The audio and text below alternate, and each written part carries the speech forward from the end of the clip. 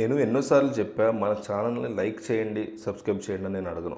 కేవలం ఒక్క కామెంట్, భారత్ మాతాకి జై లేదా ఐ లవ్ ఇండియా ఒక్క కామెంట్ చేయండి. కొండంత బలాన్ని ఇచ్చిన వాళ్ళు అవుతారు మీరు నాకు, మాకు మా టీంకి కూడా. ఒక్క 1000 కామెంట్లు టార్గెట్ అంతే.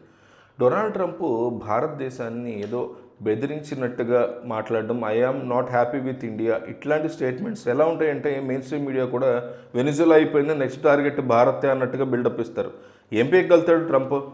వరల్డ్లో 4th largest economy, military power అంటే 3rd ప్లేస్లో ఉన్నాం. రష్యా, అమెరికా తర్వాత భారతే ఉందంటారు మిలిటరీకి సంబంధించినటువంటి అంశాల్లో. బట్ వెనిజులా లాంటి దేశాన్ని భారత్తో కంపేర్ చేసి వీళ్ళ ఆర్టికల్స్, వీడియోలు పెడుతున్నారు, మన వాళ్ళే పెడుతున్నారు.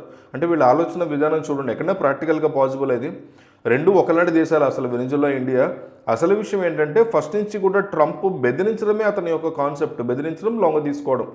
ఇండియా ఏ స్టేజ్లో కూడా ట్రంప్ యొక్క బెదిరింపులు పట్టించుకోవాలి. ఓకే విడింతే ఊరికే వీధి నాటకాలు, డ్రామా చేస్తూ ఉంటాడు, ఆ డ్రామాను చూసి ఎవరైతే భయపడతారో వాళ్ళు లొంగిపోతారు. ఇది వాడి మెథడ్ అని మనకు ఎప్పుడో తెలుసు. మరి ఎందుకు ఇదంతా అంటే ఏం లేదు, చాలా సింపుల్గా మన వెస్ట్రన్ మీడియాకి సంబంధించిన చూస్తే ప్రముఖ పత్రికలు వాళ్ళు హింట్ ఇస్తూ ఉంటారు. అమెరికాలో ఏం జరుగుతుంది అనేది వాళ్ళు హింట్ ఇస్తూ ఉంటారు. మీరు గమనిస్తే అమెరికాలో ఉన్న ఎన్ఆర్ఎస్ కూడా చాలామందికి తెలియకపోవచ్చు ఈ విషయం. వాళ్ళ సంపాదన, ఫ్యామిలీ ఉద్యోగాల్లో ఉంటారు. అమెరికా బ్యాక్గ్రౌండ్ని మనం చూడాలి. ప్రస్తుతం వాళ్ళు ఎలా ఉన్నారంటే అమెరికా యొక్క ఆధిపత్యము పతనం అయిపోతుంది. కాబట్టి వరస పెట్టి డాలర్ ప్రింటింగ్ అనేది వాళ్ళు చేస్తున్నారు. పేపర్ కరెన్సీ ప్రింట్ చేస్తూ పోతున్నాడు. ఎందుకంటే వాళ్ళ ఫెడరల్ బ్యాంకింగ్ వ్యవస్థ త్వరలోనే కుప్పకూలిపోయే పరిస్థితి కనిపిస్తుంది. ఎప్పుడైతే అమెరికా ఇలాంటి మేజర్ క్రైసిస్లో వాళ్ళు పడిపోతారో వాళ్ళ డాలర్ అనండి, వాళ్ళ ఎకనామిక్ కండిషన్స్, ప్రజల్లో ఒక అన్రెస్ట్ ఎప్పుడైతే క్రియేట్ అవుతుందో దాన్ని డైవర్ట్ చేయడానికి ఏం చేస్తారంటే ప్రపంచ స్థాయిలో యుద్ధాలు. వెనిజులాని చూసాము, రేపు ఇరాన్ అంటారు, గాజా అంటారు. ఇందులో మేజర్ కంట్రీ ఒకటి ఉండాలి కదా. చిన్న చిత్తగా దేశాన్ని బెదిరిస్తున్నాడు అనే ఫీలింగ్ లేకుండా మేజర్ కంట్రీ అన్నప్పుడు ఏంటి, ఇండియా. బాబోయ్ భారత్నే వీళ్ళు ఇలా బెదిరిస్తున్నారు, డొనాల్డ్ ట్రంప్ గొప్ప నాయకుడు అనే ఫీలింగ్ క్రియేట్ చేయడానికి ఇవన్నీ మాట్లాడతారు. బట్ ఇండియా అవన్నీ పట్టించుకోవట్లేదు, పట్టించుకోదు కూడా. ఎందుకంటే మన ఫోకస్ క్లియర్గా ఉంది, మనం ఏం చేయాలని దాని మీద క్లారిటీ ఉంది. 6 నెలల్లో హయ్యెస్ట్గా మనం రష్యన్ ఆయిల్స్ కొంటున్నాం. అమెరికా బెదిరింపులు మనం ఎక్కడా లెక్క చేయట్లేదు. డిస్కౌంటెడ్ ఆయిల్స్ ఇస్తున్నాడు, కొంటూనే పోతున్నాం మనం. ఒక్క స్టేజ్లో కూడా మనం ఎక్కడ తగ్గల. అలాంటి కథనాలు కూడా రాశారు. డబ్బు తీసుకుని అపోజిషన్ వాళ్ళ దగ్గర ఇలాంటివి రాసే వాళ్ళు కూడా ఉంటారు. కానీ మనం వాస్తవాల్లో ఉండాలి. ఇది దేశము, దేశాన్ని కాపాడడానికి మనం ఏం చేయాలనే పాయింట్లో విడిపోవాలి. రష్యన్ ఆయిల్స్ని ఎలా కొంటున్నారు, రూబుల్ అంటున్నారు. అదే అమెరికన్ డాలర్ని పెట్టి కొంటున్నారు అనుకోండి, వాళ్ళకి ప్రాబ్లం లేదు. ప్రాబ్లం వల్ల ఇండియాతో ఎక్కడ వస్తుందండి, డీడాలరైజేషన్ అనే ప్రక్రియలో మనమే పైనీర్స్గా ఉన్నాం. అమెరికా వాడి పతనానికి అతి ముఖ్యమైన కారణం ఎవరు, భారత్. ఇంకా కూడా మన మీద 50% టారిఫ్ అట్లాగే ఉంది. చైనా మీద లేదు, బ్రెజిల్ మీద లేదు, మన మీదే ఉంది. ఎందుకంటే వాడికి అర్థమైంది మెల్లమెల్లగా వీళ్ళు మన పతనాన్ని కోరుకుంటున్నారు.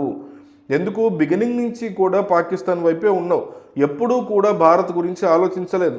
అంటే మన పతనం అనేది పాకిస్తాన్ యొక్క విజయంగా అమెరికా వాడు చూశాడు. కాబట్టి పాకిస్తాన్, అమెరికాను మనం శత్రు దేశాలుగానే చూస్తాం. ఇప్పుడు ఏమైంది, రష్యాతో ఈ వ్యాపారం అన్నప్పుడు మనం రూపీతోనే చేస్తున్నాం, ఇంటర్నేషనల్ కరెన్సీగా రూపీని తీసుకెళ్లే ప్రయత్నాలు చేస్తున్నాం. ఇదంతా అమ్మరవాడికి నచ్చట్లేదు. సో సింపుల్ థింగ్ ఏంటంటే బ్రిక్స్ కరెన్సీ అంటున్నారు. మనం ఓకే అన్నాం అనుకోండి, ఏమవుతుంది, మనం ఒకసారి బ్రిక్స్ కరెన్సీకి మనం రెడీ అంటే అమెరికా యొక్క డాలర్ పరిస్థితి ఏంటి, మనం ఇంకా అనలేదు. చైనా వాడి యొక్క యువాన్ మెయిన్ అయిపోతుంది అంటారు. కానీ ఎంతసేపు రష్యా వెళితే అక్కడ యూపీఐ పేమెంట్ చేస్తే, డిజిటల్ పేమెంట్, అప్పుడు ఈ ప్రపంచానికి తెలుస్తుంది భారత్ యొక్క సత్తా ఏంటో. ఎందుకంటే ఆ లెవెల్లో మన ప్లానింగ్ వెళ్తుంది. బ్రిక్స్ కానీ, డీడాలరైజేషన్ కానీ, రష్యన్ ఆయిల్స్ కానీ, ఆఫ్రికా యూనియన్ మనకు సపోర్ట్ చేస్తున్న విధానం, ఇదంతా చూస్తుంటే డొనాల్డ్ ట్రంప్ ఏమీ చెయ్యలేక వాడి ఫెడరల్ బ్యాంకింగ్ వ్యవస్థ మెల్లమెల్లగా పతనం అయిపోతుంది. రేపు డాలర్కి ఎటువంటి వాల్యూ లేకుండా పోతుంది. అప్పుడు అమెరికా ఏం చేయగలుగుతుంది? ట్రంప్కి ఏంటి ప్రాబ్లం, అమెరికా గురించే ఆలోచించడం కాదు కదా. ఇతని యొక్క ప్రాబ్లం ఏంటంటే నేను అమెరికా ప్రెసిడెంట్, నేను చెప్తే వీళ్ళు వినట్లేదు, మోడీ అసలు నన్ను కేర్ చేయట్లేదు, నా ఒక్క మాట వాల్యూ ఎలా ఉంటుందంటే పాకిస్తాన్ వాడు పరిగెత్తుకొస్తాడు, చైనా వాడు ఎస్బాస్ అంటూ వస్తాడు. కానీ ఇండియా ఎందుకు తగ్గట్లేదు, మోడీ ఎందుకు లొంగట్లేదు, నా మాటలు ఇతను ఎందుకు పట్టించుకోవట్లేదు, ఇది అతని బాధ. కాబట్టి ఏంటి, మీ యొక్క ఆధిపత్యాన్ని భారత్ ఇవాళ ప్రశ్నిస్తుంది. రష్యాని మీరు గమనిస్తే పుతిన్ డొనాల్డ్ ట్రంప్తో మంచి స్నేహం ఉంది, మోడీ కూడా ట్రంప్ ఫ్రెండ్షిప్పే కోరుకున్నారు. కానీ వాళ్ళు ఎలా ఆలోచించారంటే పాకిస్తాన్ సపోర్ట్గా నేను నిలబడతాను, భారత్ నా శత్రువు అన్నట్టుగా వ్యవహరించారు. ఆపరేషన్ సింధులో క్లారిటీ వచ్చేసింది. బట్ మనం చెప్పాలి దీన్ని బేస్ చేసుకుని, ట్రంపే ఈ ప్రపంచాన్ని పరిపాలిస్తున్నాడు, ఆయన వల్లే యుద్ధాలు ఆగిపోయాయి అని చెప్పాలి మనం. మోడీ చెప్పడు కదా, నిజాలు లేవు దాంట్లో.